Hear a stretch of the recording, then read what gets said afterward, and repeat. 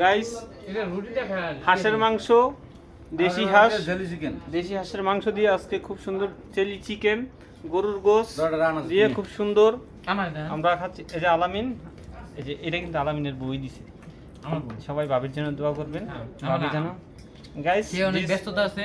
দেশি হাঁসের রান, ওফ কি টেস্টি, ইয়ামি খাবার, ইয়ামি খাবার। এর বউ অনেক সুন্দর করে পাকায়, এটা আমরা বলি না। এই যে রিপন ভাই দেখেন আগেই বইয়া বসে কেমনে খায়। ওই মান ভাই আজকে লবণ দিয়ে খাইবো, পিঙ্ক সল্ট দিয়ে খাইবো। ওই কাউরে দিয়ে লবণ দিতে পাকান তো রিবন বেল লাগবো।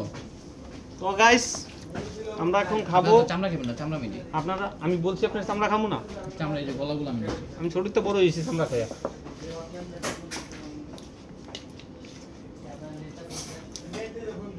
তো আপনারা আসেন, আপনাদের একদিন দাওয়াত রইলো আমাদের এই রিক্স লাইফস্টাইলে। সবাই আসবেন, আমরা একসাথে হাঁসের মাংস দিয়ে লাঞ্চ করব।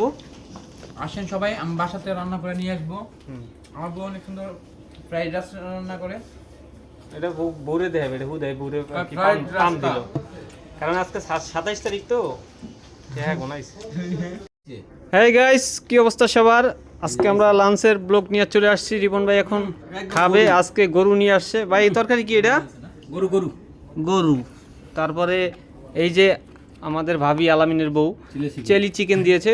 ভাবি বাংলা খাবার পাকাইতে পারে না, তো তাই ভাবি সবসময় চাইনিজ পাকায়।